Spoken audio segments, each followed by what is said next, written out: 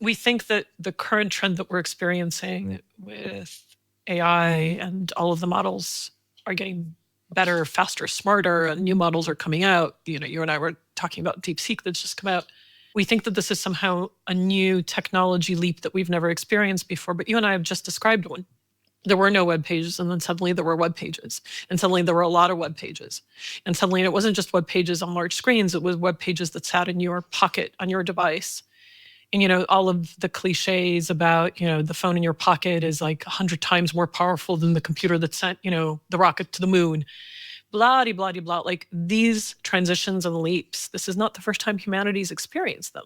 And I think what's interesting for you and me is that we've been in our careers long enough where we've physically sat through multiple of them, at least as it relates to people using computers and computer-like devices. Welcome to the ProducTea with Leah. I am your host, Leah Oshlyansky, and we are about to spill the tea with the best from tech about product, growth, and senior leadership topics.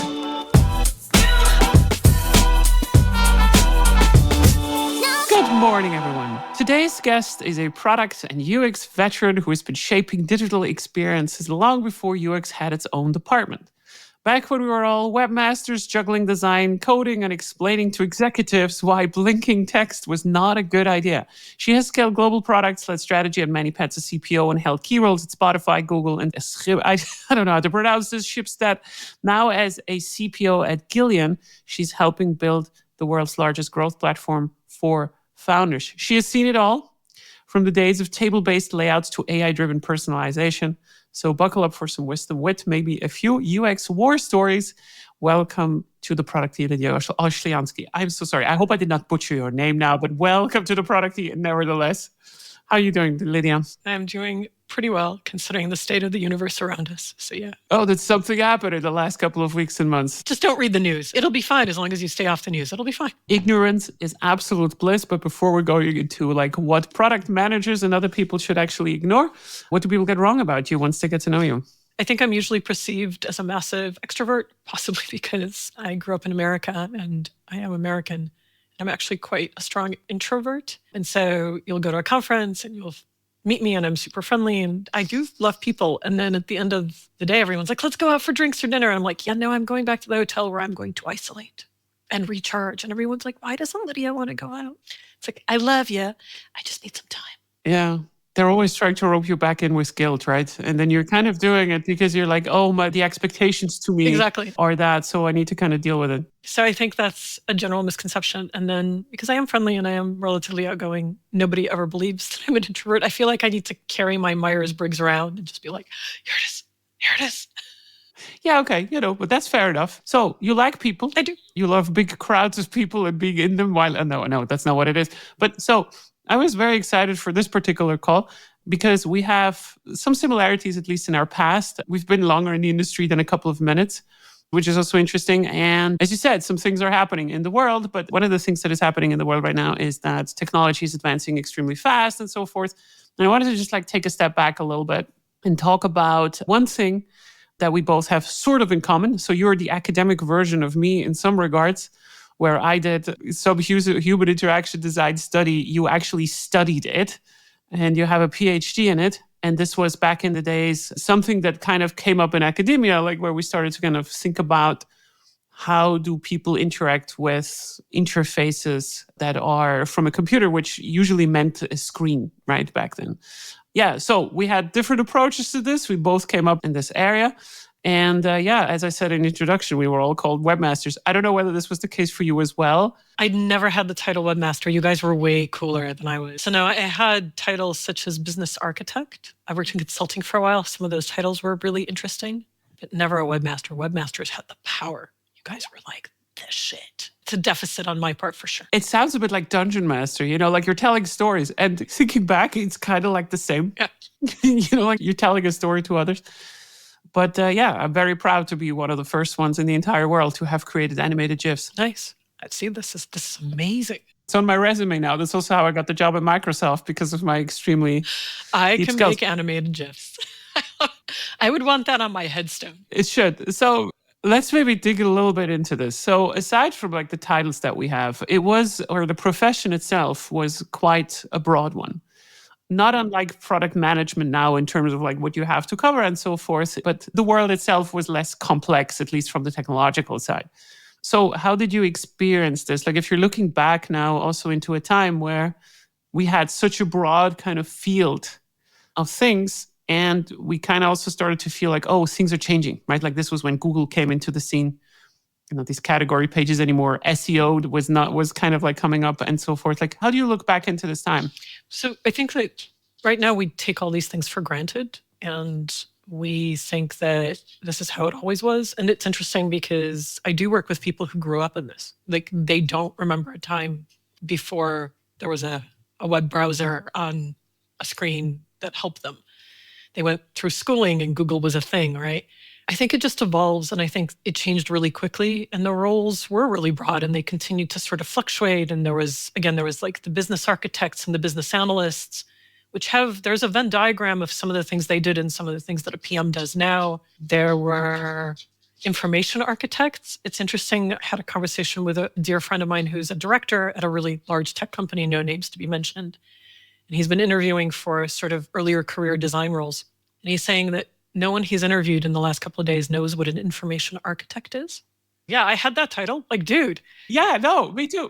This is very interesting. Yeah. So some of these jobs went away, or like the job descriptions. People don't know what it is anymore. So yeah, so he says IA, information architecture, and he's actually been corrected, I think. And people are like, you mean AI? And he's like, no, I don't mean artificial intelligence. I mean information architecture. The layout and the flow of information on a page, especially in saturated settings, is really important. It helps people focus. It helps people read. How do you lay it out? How do you present it? How do you flow from one thing to another? And I was like, wow, really? And he's like, yeah. I just had to check, by the way, on LinkedIn. I actually have it listed. Okay. I got my information architect in 2000. I'd have to go back to my LinkedIn and check to see if I use that title anywhere. But I mean, I definitely had that title at some point in my life. 25 years for something that was needed in the market back then, sorely. So I actually remember, so there was I think it was the Challenger disaster or something like that we always used, at least in these classes as well, like to kind of show like, why is it important to structure information in the right way? Because this is now sort of like human interaction design again. So just like as a really kind of short, like a story of a trip back in history, what it was about is that if you can present information that is very relevant, but if you're structuring it wrong, it gets overlooked, especially in critical processes that actually need. If everything is a blinking GIF, a GIF. Yeah, everything is becoming a blinking GIF, which is exactly how the world today works. We are missing out on critical information because everything is blinking around us all the time. So this is very true. So I wanted to speak about something very like timely right now in this context. And we were talking about this in terms of product management. So if we're thinking about what happened back then and what has been left like from all these jobs, I definitely did not know what a product manager was, or like there were product managers in that sense, but these were not even close to what we understand now to be product managers with their teams. Absolutely not. So the jobs went away, right? So like a lot of these older jobs. The titles went away, the descriptions went away, but the tasks did not go away. So I have designers working for me now. Part of what Gillian does is a really amazing growth analytics application, whatever you want to call it. It is a very saturated interface, right? Again, you have to call out information on that. You have to lay out the information, you have to present the information, and you have to let the person looking at it be able to live with it, understand it, process it, interact with it, manipulate it, etc. That is information architecture. It's part of my product designers' roles to do that. In fact, in the job descriptions, there will probably be a bullet point that says, able to work on complex user interfaces and create meaningful interactions in that complexity, or something. That's a really good one. I should have written it down. So the job hasn't disappeared, but the standalone job description has disappeared. Yeah. And I think this is what's going to happen as well now with what we have right now, right? So like people are always in panic in terms of like, hey, what's going to happen? I don't know what to learn and so forth. But if I'm thinking back now, and I hope I can remember these ancient times back in the days correctly as well, at least for myself, and I'm not sure this is also what's going to happen, we're also not really sure like what we had to learn, but it was exciting also to learn about specific things. So the things that I learned as well, also in the context of information architecture, also on the web, like Nielsen's top 10 mistakes of like what you should not do in the web. These are extremely basic now if you're looking at them nowadays. But they weren't then, right? They were things that we needed to learn and understand. Norman's, idea of affordance, which is basically something that I've learned and internalized so much that I just know how to use it. Like a chair is for sitting on. It's not that, No. If it was the first time I'd ever seen a chair, I wouldn't know what to do with it. But I've internalized this knowledge so much that it gives me an affordance. These shortcuts, all of the Gestalt principles that we all learned about layout. I mean, all of these things now feel basic, but they weren't back then because web pages didn't exist before then. And then, they went from the screen that you and I are on to these kinds of screens, and it changed dynamics. And I remember doing my master's degree, and it was still dumb phones. Everyone had a Nokia in their pocket if they were cool, or a Sony Ericsson in my case. But, the screens were this big.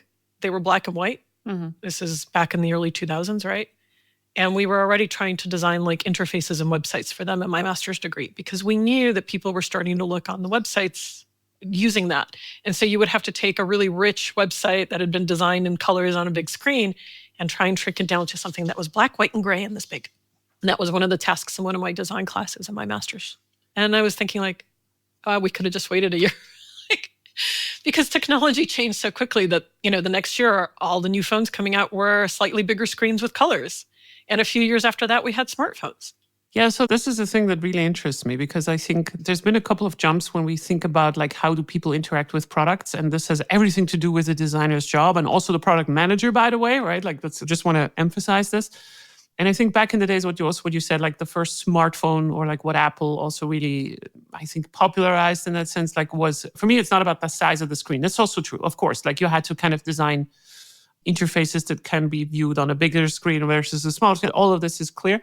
But I think like the introduction of touch, like mimicking how we interact with the physical world, which is human interaction design again, and the expectations of the human mind, they're fascinating. They're very interesting. But what we try to do with all of this knowledge is we try to make it as intuitive as possible. And then you have this interesting mix between things that we are learned in society that make absolutely no sense, but you have to do them anyways. So for instance, inch, feet, like all these measurement units from the United States that absolutely make no sense, at least to European. And then you have things that are more like mimicking the real behavior of real life. But like the fundamental thing of like a keyboard and a mouse absolutely is very old. It's very old. We've learned to use them really well. Again, it's interesting how technology evolves and how people evolve with it. I'm still faster typing on a keyboard, but I know generations younger than me are faster typing on this. I'm still not. I'm still one of those like old ladies that sits there like, That's okay though. It's fine. I'm okay with it. I've dealt.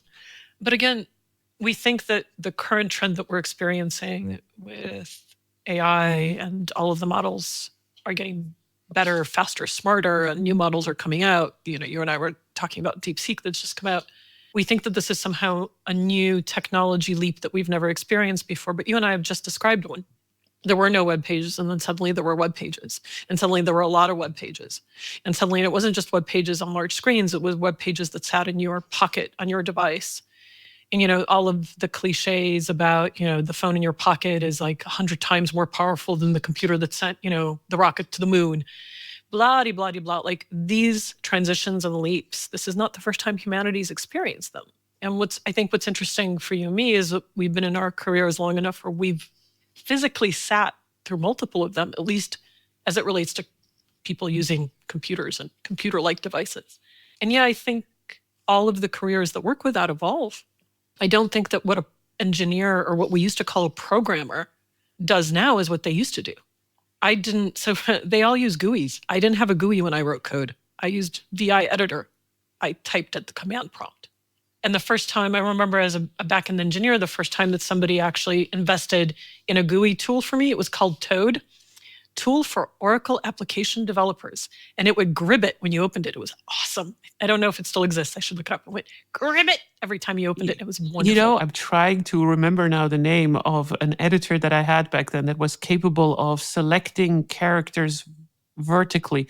So like we had these, I don't remember the name of it. This blew my mind. So like what I mean is like you had code and you were able to say, from all the lines, I just want to have like from character 40 to 50, I just want to select all the characters and this was like, it was amazing, right? That was the kind of thing that I was amazed about. So I think we do talk about the evolution of jobs like design or jobs like product, but I think engineering has also evolved hugely. I mean, immensely. Just the tools that they're able to use, the libraries that they're able to access. Like, hello? GitHub? I didn't have GitHub. I used to have one, but it was shit, so I had to delete it. I honestly had one. I don't remember exactly. Oh, no, I remember, actually. There's a game on Steam that's called Scripts. Not associated with them, but this is where you can actually learn how to program JavaScript with bots that are interfacing with an API, and there's some constraints. So for instance, like, like if we don't have enough energy, then move there, get some energy, bring it back to the base and so forth. And you have like 2,000 characters to run the entire script. So you have to optimize it all the time, something like this. So this was pretty amazing. What a great learning tool. I love that. This is really cool. I'm going to put it in the show notes maybe. But I don't know whether it still exists. But for people who are curious to learn just the ins and outs of coding, that would be amazing. That would be wonderful. No, it is. It is really, really good. You need to put it into show notes. I want to look at it. I will definitely. So I just wanted to kind of reel this now back in a little bit. So let's make this a little bit practical. So I think I'm going to make a claim here in the sense that, yes, right now the technological advancement is at the breakneck pace. This is true. It's unironically true. I do think that AI is going to change dramatically how we do business, how we interface with products, how our phones working and everything, like how the entire ecosystem works. So there's no question about it. However, I also see this more as a very typical kind of advancement that is not going to go as fast as you think, while it also goes faster than you think. So let me elaborate really quickly. So the technology itself is going to make a lot of jumps very fast, but the adoption into the businesses and the lives until it arrives at the very job level of the people that are working with is going to be much slower than you think. Yes, it is true that product managers are right now being let go in droves, like that we have less jobs and so forth. All of this is true, but this is not just like related because of AI and so forth. There was a bubble that was popping, right? Like there was overvaluation. And there is a world outside of tech that is mixed with real life physical products and so forth. And I just want to give like one really quick anecdote, and then I also let you give your talks to this. There are systems called AS400, and the younger people in here, they've never heard about these. So these are very, very, very old. These were originally IBM systems. So AS400 requires coding languages that are essentially discontinued. And there are still people to this day employed. Maybe one of the more popular ones would be like, or a COBOL, whatever, like really, really old languages that people are still using, and they're getting paid a lot of money to maintain these systems because the banks and other institutional constructs, whatever, were not able to pivot these systems away from their old technology for various different reasons. And now, does that mean that you should learn COBOL or like AS400? No, you shouldn't. You also shouldn't start to learn assembler and so forth. What I'm just meaning is like this stuff was already old 20 years ago. And what happens right now is a specialization. And we cannot tell you, or at least I cannot tell you what to learn and specialize in order to be job safe in the future. But I do know that whenever you do specialize in some kind of regard, you're probably going to be safe. We can talk about this double click. So what are your thoughts on this? I agree. Ironically, I learned COBOL 20-some years ago. Oh, you're so more skilled than I am. This is amazing. But that's what I was trained on. So COBOL, a DB2 database, and then C and C++. I mean, I'm seriously old at this point. I'm like a fucking dinosaur on the planet. I can't write a line of COBOL. But as you were talking, I was like, well, I wonder. And so I Googled it, and there are 27 jobs that match COBOL in Sweden alone. Sweden's a small country. Wow. There's 10 million of us in this country, but there's 27 jobs for people who can write COBOL. Maybe I should brush up those skills. Anyhow, I do think that the way that we will work will change. I do completely agree with you that change is not instantaneous. It's not like flipping a switch. I do think that the skills we gain more generally as designers, as product people, as engineers are transferable skills. So an engineer that learned to write COBOL can equally learn to write Java, can equally learn PHP. It's a learning skill, and you've learned the basics of programming. A designer who used to be an information architect can still be a designer today.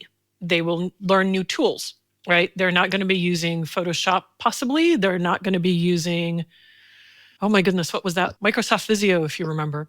They'll be using Figma, because that's the most popular tool right now. This is not an advertising campaign for Figma, but it's what my designers have used the last few jobs. So that skill set is acquirable. Your knowledge of again, we were talking about information architecture. So your knowledge of how to lay out content, make the most important information flow to the least important information, that is a transferable skill. You might be training an AI model to use your IA techniques. Ooh, look at me. But it's still a skill that you have. It's the same with product. Your role as a product manager is often very strategic and also very practical. You are the person in the team who's trying to figure out, what can we do? What's the most important thing to do based on business needs, on user needs, on what we have as a technical feasibility? How are we going to ship this shit? That is a transferable skill. That is a skill that you have. Maybe that role will be called something different in the future, but I don't think you should be having an existential crisis of not having anything that is worthwhile knowledge. Your knowledge is worthwhile. Your ability to work with people, your ability to compromise, your ability to negotiate what comes first, second, third, and why, most importantly, is a transferable skill. And I feel obviously very passionate about it. My entire body language is all like, yes. So I don't think those jobs will disappear overnight. Even if they disappear, I think they'll be redefined like jobs are redefined all the time. I also wonder why we have so much existential crisis built into us around our jobs. Because the job of a nurse has changed drastically in the last 100 years, right? So a nurse in World War I is not a nurse now. A nurse in World War II is not a nurse in a war-torn situation now. The job of doctors has changed dramatically. They do a lot of robotic-assisted surgeries these days, computer-assisted surgery these days. Do doctors have existential crises like we do? I don't know. Oh, they do. I have a lot of friends. They all have existential crises, but because for different reasons. But, Leah, maybe it's you. No. Yeah. No, I don't think it is. So I think all professions probably do. I just think we have a tendency to talk about it more because, again, the field in which we work evolves extraordinarily quickly. Again, there were no web pages 30 years ago, and now they're here. So you know why so because you asked a question before, like you're wondering like, why is everybody having this existential crisis? And I certainly did have this also in the past, and I still have it a little bit right now. So I do think I know, let's assume it's true what we said, right? Like there is existential crisis, and I think there is. I think I know, at least for myself, why this is. We love to find places, right? Like everybody loves to kind of have a label that they can put on themselves, like I am this, right? Like I'm a CPO. Bam, now I'm going to be a CPO until the day I die. I kind of figured it out, right? Like the carrot is here, I can eat it, and now that's it. I mean, for me as well, like whenever I got the carrot, it was just a title.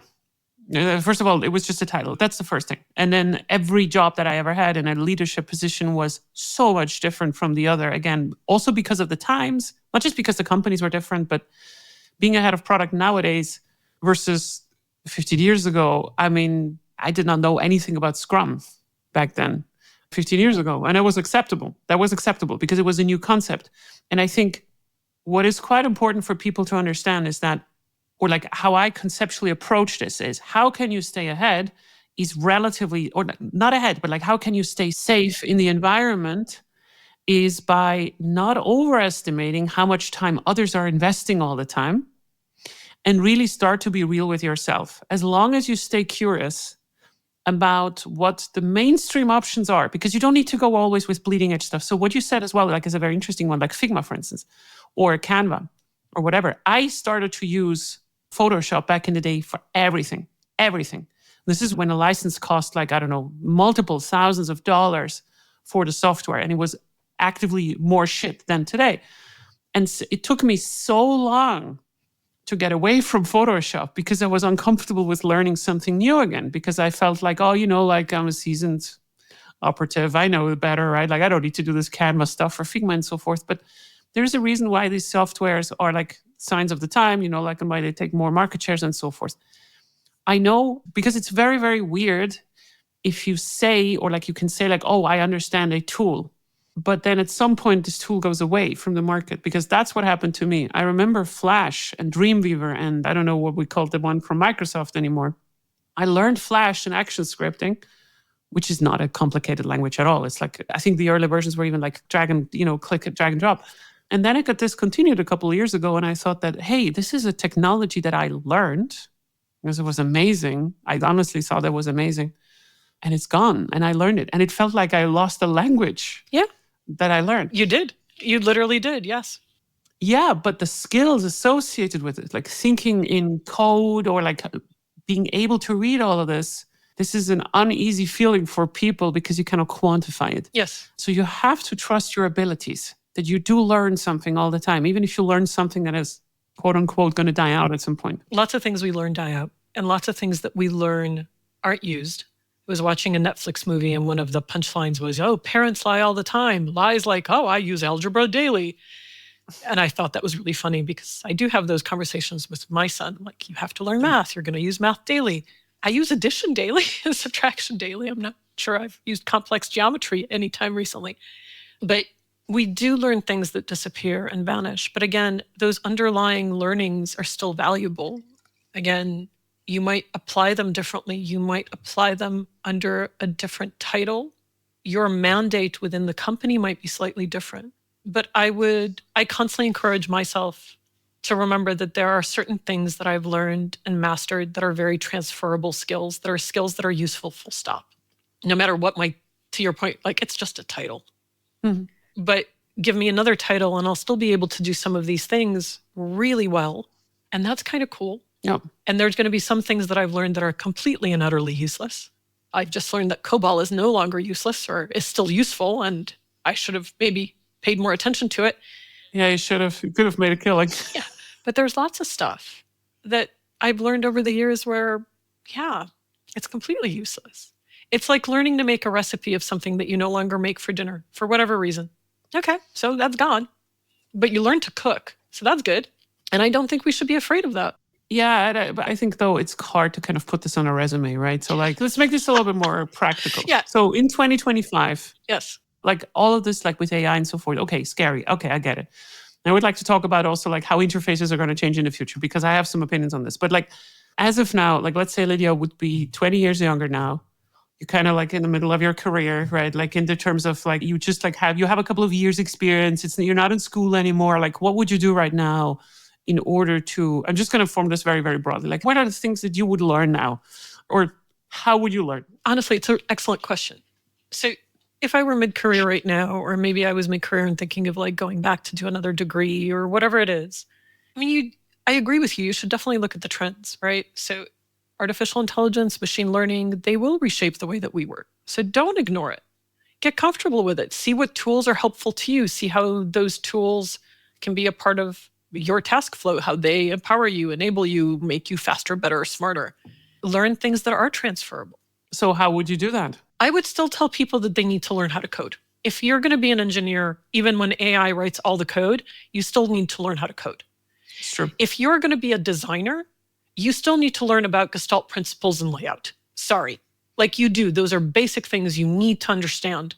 You need to understand a little bit about how the human brain works, how vision works, how hearing and memory work, because you're going to ask people to process information that you put in front of them. If you're going to be a PM, your business knowledge, your ways of understanding strategy and compromise and how to make something feasible and usable and wonderful, those are transferable skills.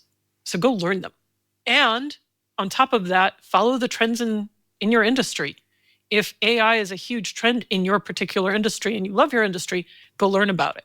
Right now, I think AI is a trend in almost every industry. Like a couple of years ago, it was crypto, right? A couple of years before that, it was anything to do with data science and data analytics and understanding how to process large sets of data, because it wasn't all just like, oh, I'm going to test with, 5 people. We had to learn how to do A/B testing because we could do quantitative research. All of these things are valuable learnings that will help you learn. So right now, today, I would still say you need to learn your basics. Whatever your career choice, whether it's engineering, design, UX research, product management, learn your basics. The basics are always the basics. Or maybe they won't be, but I predict they'll be for at least another 10, 15 years. And then learn the stuff that is pushing your field into that level of discomfort. Okay, I'm going to be a little bit annoying now. Yes, please. So I think this pisses me off all the time. It's nothing to do with you. But this pisses me all the time off. Like when I see someone say that, well, it's never been easier to learn the piano than nowadays. And that's a true statement, for instance, right? It's like, I have no idea how to play the piano. I want to learn the piano. And they say, like, so how do you do it? And I say, go on YouTube. There's so much material. And I'm like, no, I can't say that. Yeah, but which one? Right. Which one and who do you listen to? Let's go into the details. You have a young product manager. They start with you. They say, Lydia, you are amazing. How can I become the best? Or like whatever it is, right? So like whatever their ambition is, how should they start specifically? Like how do you stay on top of trends?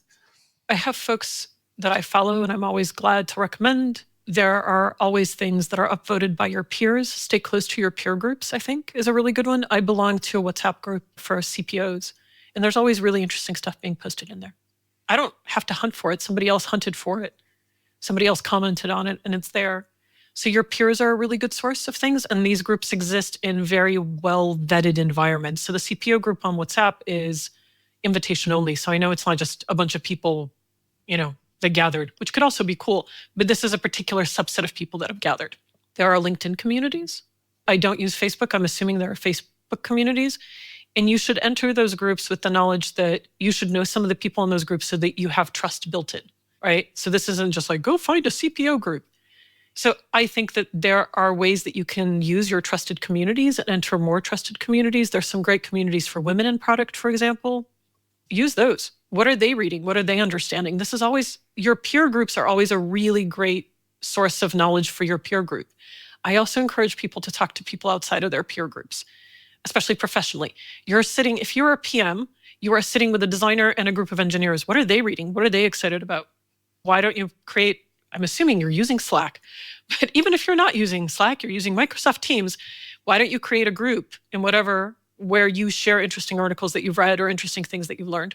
I think you made a lot of good points, and I just want to double down on them a little bit. So I think I'll try to formulate it and you tell me whether this is a correct reflection. So I think what you said is like, get a little bit out of your comfort zone, because like just staying home with the people that you have around you anyways, is not going to help you unless they are other PMs as well that are very helpful, for instance, or like whatever you want to do, right? So like engineers, designers, doesn't really matter. So I think it's quite important, and that's something that I slept on for most of my career, to be able to say, hey, X, whoever, let's use a different letter because X is loaded. Hey, Y, hey, person Y, how are you staying on top of stuff right now? Even if that means it's someone from the same kind of job. You're not like, please get over this fear of having to pretend that you know everything. Absolutely. I had a mentor and a manager fairly early on in my career that said, one of the most powerful things you'll learn to say is, I don't know, let's figure it out together. And I've stuck with that for a long, long time. He knows who he is. So if he ever listens to it, thank you. It's true. So coming up to your peers within your company, outside of your company, again, joining one of these networks where, again, you have some trusted people that are in that network and you have people you don't know, and putting out a question saying, hey, has anyone read anything good on?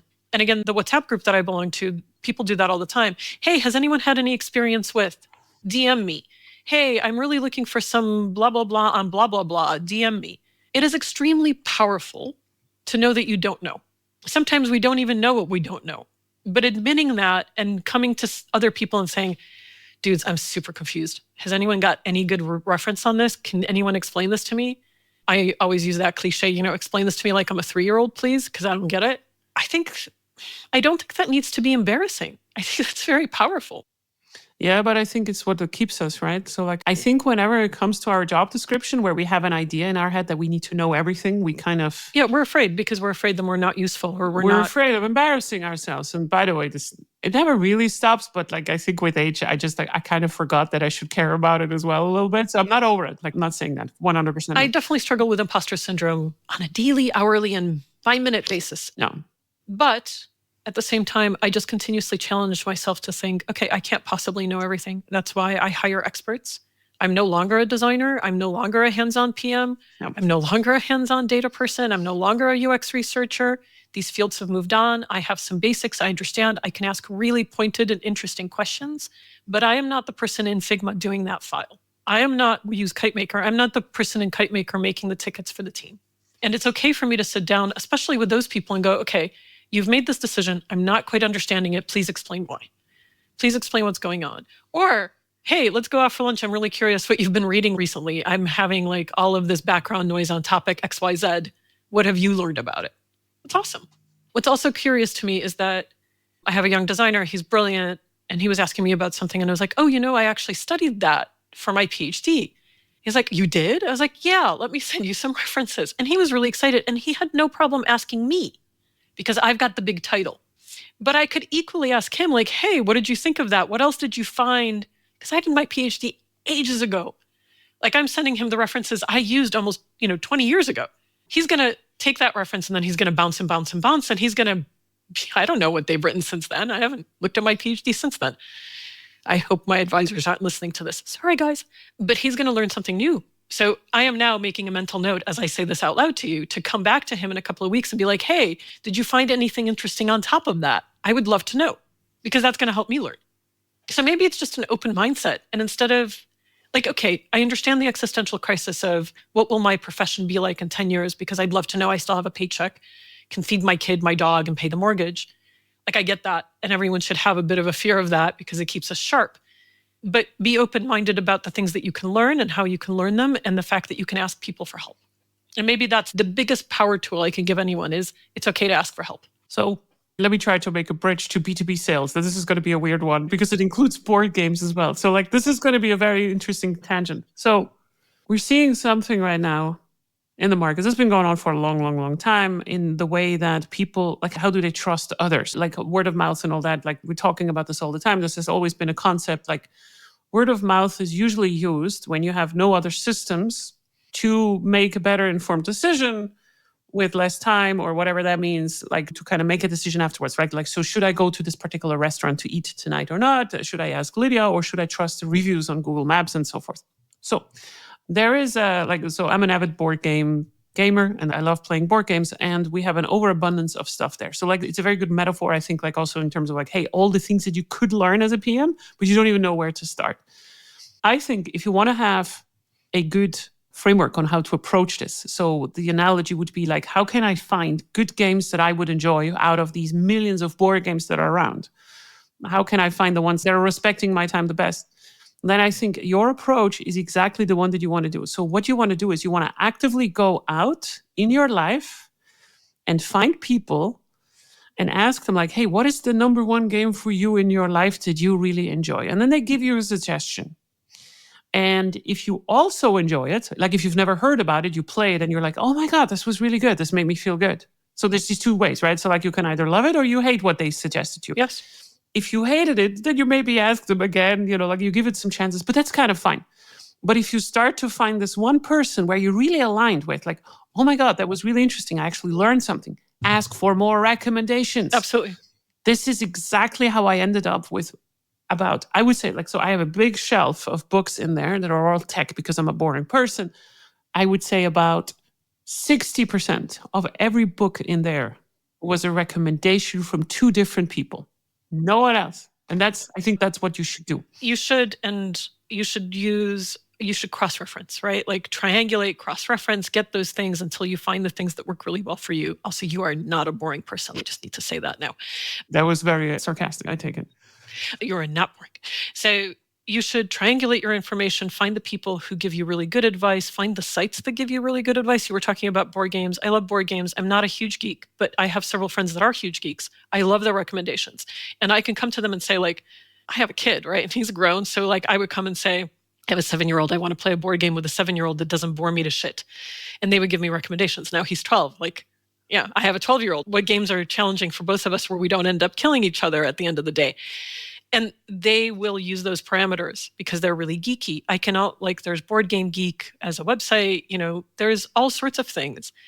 I also find Amazon used to be really good at this. I don't know if they still are. I don't really use it. But for books, if you'd read one book, they were really good at recommending other books. Are they still? Again, I don't use Amazon. But I don't know. I use Goodread. I'm an avid reader of fiction and science fiction and mystery and nonfiction. I just read. It's my thing. Goodreads.com is one of my favorites because if I've read 3 books and I really loved all those 3 books, it will tell me what books are related to those 3 books. And I'm like, well, if I like those 3, the chances are pretty good.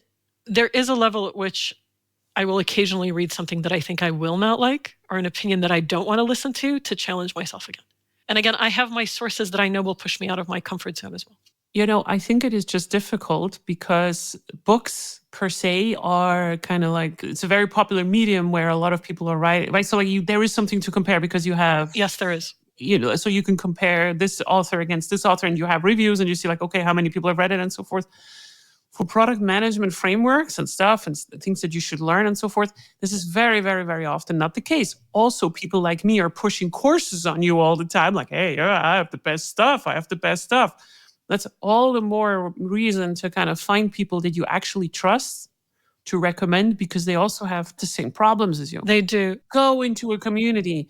It is so, so important where no one is making money from pushing courses on you, because incentives are changing people, of course, right? I do think that you need to find a community where you feel comfortable and safe. So again, for me as an introvert, I usually go into communities where I know a few people in the community already, like actually know them. And then that expands my community because they know people and they know people and they know people, and it gets bigger. But everyone has their methodology. It's whatever method works for you. But again, the power of that community, having other experts and people in your field around you, other people in related or adjacent fields around you. And again, being able to ask the question, hey, I don't know, tell me, what have you learned? Hey, I'm confused, explain it to me. There is power in those sentences. Use that power. That is a secret superpower. So if we go back to your original question, what I tell them to learn, I would still tell them to learn what is interesting to them, right? You will never future-proof your career, all right? You can't. The world is a weird, interesting, challenging place, and humans are unpredictable, or we're predictable in our unpredictability. So study the stuff that you find fascinating, challenge yourself to find the stuff that, again, gives you those core skills, but also that gives you very vital skills in the here and now, and understand that the skills for the here and now will change in 3 years, and again in 3 years, and again in 3 years. And so challenge yourself to continuously stay on top of that through your peer communities, through your adjacent communities, by asking questions. So I think there's a lot of good points in there. I just want to now also like add this dimension of like the tooling and so forth that people are using. I think you're absolutely right, but there's also like this chain or like this danger that you're using sometimes tools that are too short-lived. So I see a lot of PMs that are using all the time the newest AI tools that they can find, which I think is a mistake if you're doing too much of this, like, you know, these services that just pop up like wrappers around ChatGPT and so forth.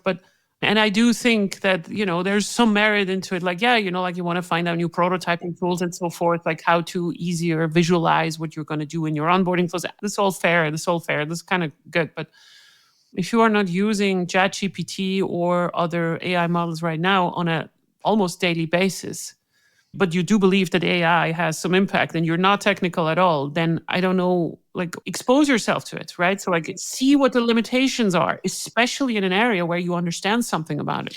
And again, find the tools that work for you. I think it's fine to test the tool. And if you find it's not working for you after whatever period of time is right for you to test it out, ditch it and try something else.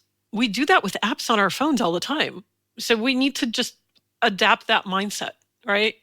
I went through multiple calendar apps before I found one that worked for me. Nobody thinks that's weird. So I constantly try different chat GPT built-on tools or, you know, Gemini built-on tools to see if they improve my workflow, if they improve my processes. What are they good for me? My use cases are going to be different than somebody else's. One of the best use cases I found for chat GPT is cheating in a New York Times puzzle. I didn't find it, actually. My son found it, but now we use it. So I cheat. I feel really bad about admitting that on camera. But it's just a puzzle. And we really like to, anyway, it is teaching us something. So, but it's a stupid use case, but we have fun doing it. So we get as many words as we can in this little puzzle game in the New York Times. And then when we get stuck, we go to ChatGPT, say, what other words can you form with these letters? And it's awesome because we learn stuff. It's a ridiculous use case, but it works for me. I think one thing that I encourage people to also do as a leader myself is that I say like, hey, use AI specifically in your workflows, like give people permission in your organization to use it. Absolutely. Because the New York Times example is a very good one. The purpose is not that you're doing everything by hand. You might think that is what you're paid for, but you're not. You're actually paid for doing the job in the end. Absolutely. And the form, by the way, that I find really useful for like to enable this kind of behavior, by the way, is a product guild. I picked this up at Small PDF. So we had all the product managers always come together on a weekly basis because most of the time they never really work with each other. Right. They have their teams, you know, like that's kind of the downside of a cross-functional team structure where you just like you forget to work with other PMs because everybody's doing their own shit. Yes. And all you do is you just talk to each other and say like, hey, this week I'm going to show you how I did this particular thing. Like, hey, and it's not necessarily company related. Sometimes it's just like, hey, I I found something new, like how we do prototypes and so forth. And you can show this off, right? And like see, and this kind of normalizes that you're also seeing like how other people are doing stuff. I think it's a big danger. That's a great idea. That you don't learn from others because you feel like, oh, I know my job. They know their job. So like, what am I going to tell them, right? Lunch and learns, right? Brown bags, demo days, anything to bring people together to share their knowledge. And that can include like, hey, what's the coolest ChatGPT or whatever AI tool you've used this week and why did it improve your life? But again, everyone's use cases are going to be different. They really are. And that's okay. Do you believe in doubling down on someone, also yourself, on the strengths or more on like ironing out your weaknesses in that sense? I don't think you should have, I'm always going to sit on the fence, Leah. I don't think you should have to make a choice. I think you should be doing both throughout your life. You're going to have weaknesses, you should address them. You're going to have strengths, you should play to them. You will never, I don't know. I say this and then I laugh because of course there is a best in everything. I don't think I will be the best at anything ever in my entire life. And I'm okay with that. But I'd like to be good at multiple things and I'd like to be able to see my weaknesses and continue to work on them until I get better at them. I will never be an Olympic anything, especially because I'm a couch potato. I will never write the great novel. Like, I'm perfectly okay with that. But I'd like to be able to get better at the things that I'm not great at. No. And I'd like to continue being really good at the things I'm good at. So I don't think you should be making a choice. So I disagree. Okay, good. I can tell you why. So there's one aspect to this where I feel, so I grew up in corporate environments where we always had these yearly reviews. And the thing that got the most attention from myself as a candidate and from my boss was always the things where I had the minuses. She talks too much, she does this and so forth, like all that kind of, like negative. Yeah, negative feedback is kind of like the thing where we always focus on. We notice like the pluses and so forth, but why wasn't I perfect over there? And then I started to experience some more modern management styles, let's put it that way, that are just like saying, hey, we're going to manage your downsides, right? Like as little as we can.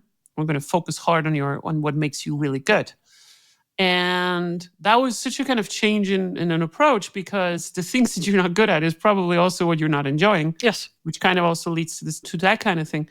And to me, it's 100% focusing on what's making you or like what you are really good at.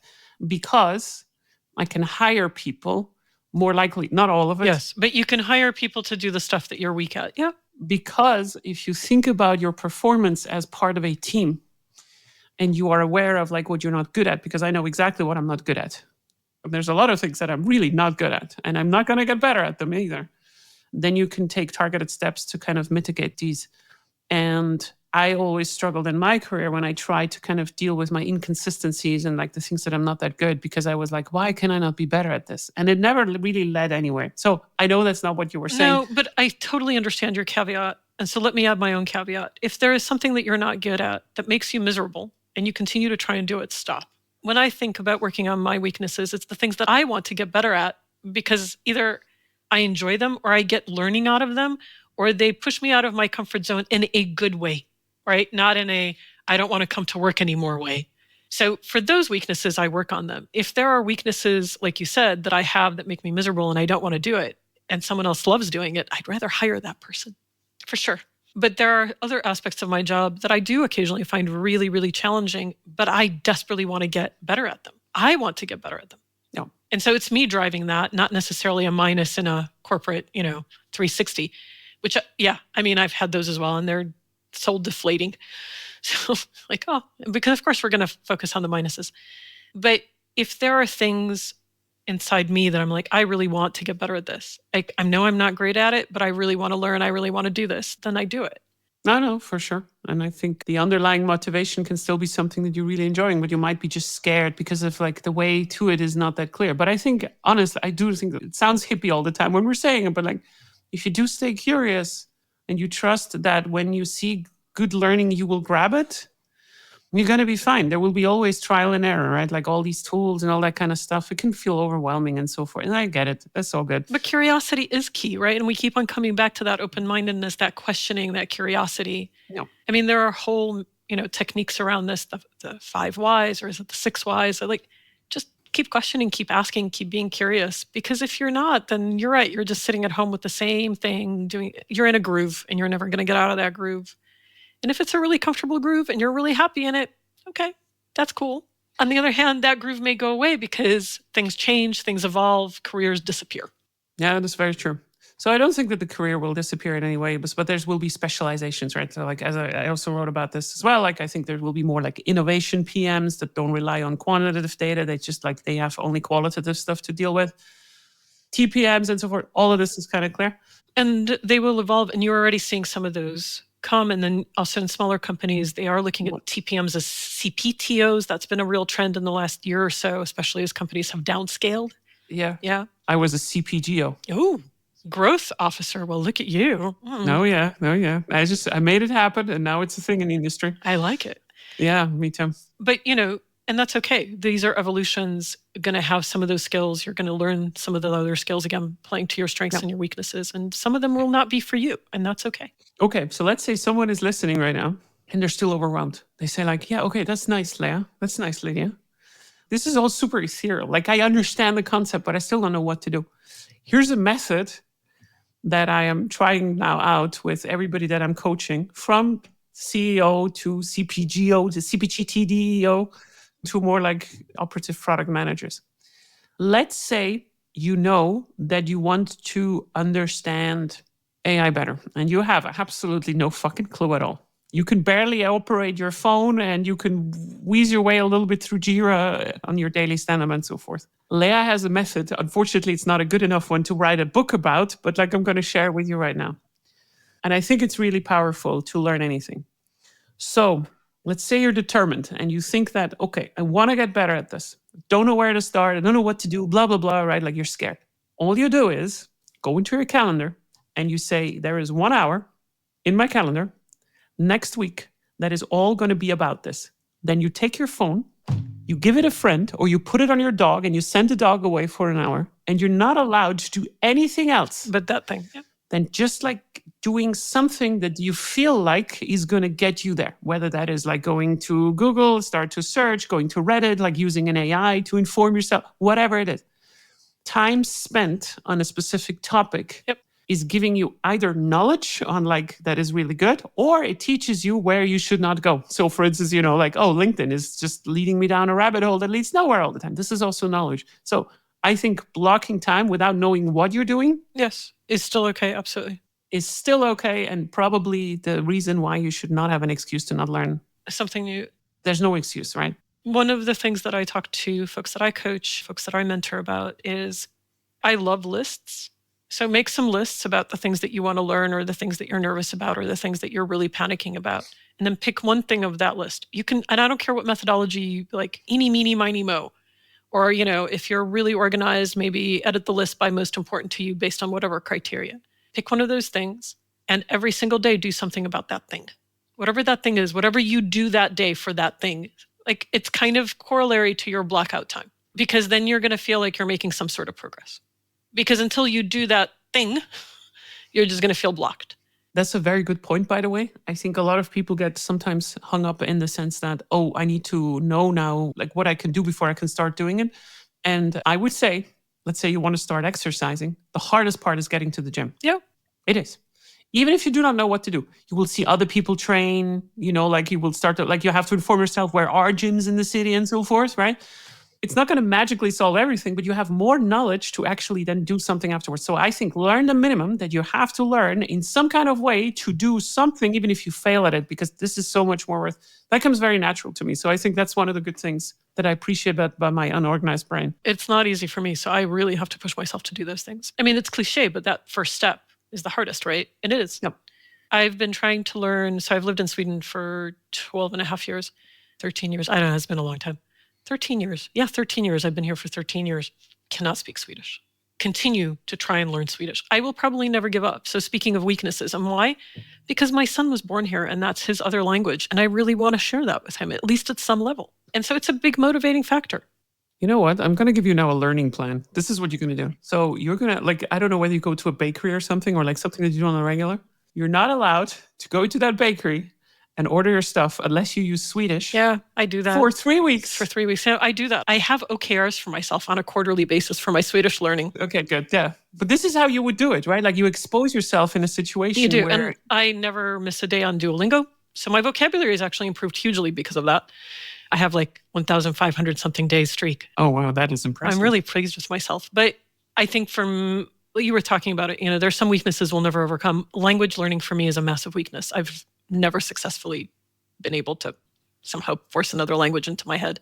There are 2 in there, and they've been in there, and I can't seem to get a 3rd one in. But I'm not going to stop trying because there is a bit of pleasure of even being able to walk into that bakery and speak that language and just being able to get through a simple conversation like that. There's the joy, I think a lot of us have experienced that, the joy of traveling someplace you really love. In my case, I love being in Italy, and I love being able to say a couple of things in Italian, even if it's just a couple of things. I think social pressure is just such an underestimated thing. Like, this is also like so here's another tip. Here's the secret about Leah. One of the biggest presentations that I've given, biggest in terms of like, for me, like the step that it took to actually do it was to go on a relatively popular podcast. At the time, I was not known at all, but like I was scared, right? Like I was really, really scared to talk about a topic that I had absolutely no idea on. And I committed to it before I had the presentation together. So I was like, okay, I have 2 weeks to inform myself on this particular topic and then say something about it. So it's not about bullshitting, right? But it was just like challenging yourself on something like this. Think of it like you have a date over and you say like, hey, you know what? I'm going to cook you the greatest tortillas or whatever it is, like handmade, and I have no idea how I'm doing it. This is what's motivating me, and this is what gets me to like, I've promised something now I need to deliver. So maybe that's the other bit of advice both you and I can give. Find your motivation. If you want to learn something, in your gym example, find a gym buddy, find a friend that's going to guilt trip you and you guilt trip them. Whatever it takes, like find that motivation. For me, the motivation to learn Swedish, which is, it's a minority language, not a lot of native Swedish speakers on the planet, is because it's my son's 2nd language. And I love my kid and I want to be able to share that with him at some level. That's a great motivator. Yeah, it is. So I'm going to guilt trip you on our next episode. I'm going to ask you in Swedish what's going on in your life. And if you cannot answer it, that's it. Lydia, we've been going on for 5 hours already. Thank you so much for this. I don't want to take more of your time. Is there any way that people should get in contact with you? If so, where should they do it? So, I don't use social networks at all, except for LinkedIn. So I think that basically that's their only choice. If they can spell my family name, my surname, they will find me. I am the only one. So it's kind of like a spelling test for people. For the fellow dyslexians, I will put it in the show notes so they can just click on it and say like, hey, Lydia's LinkedIn. So sincerely and unfortunately, I'm not on Twitter, X, whatever it's called these days. I have a very old Facebook account I haven't logged into in I don't know how many years. So really people's only choice is LinkedIn. LinkedIn is fine. I de-social networked my life and existence. I don't even have Instagram. This is how archaic I am. Very good, very good. That's why you are healthy and I'm not. I don't know. I feel like a dinosaur on the planet, but it's all right. I'm a dinosaur that reads books, so it's fine. Better a healthy dinosaur than a sick product manager. Thank you very much, Lydia. This was fantastic. Baboom. We are done. Thank you so much for listening to the ProducTea with Leah. If you don't have enough yet, you can subscribe to my podcast right now on Apple Podcasts or Spotify, or you can head to my website, leahtarin.com, which is leahtarin.com, where you can find much more of my material or just want to work with me.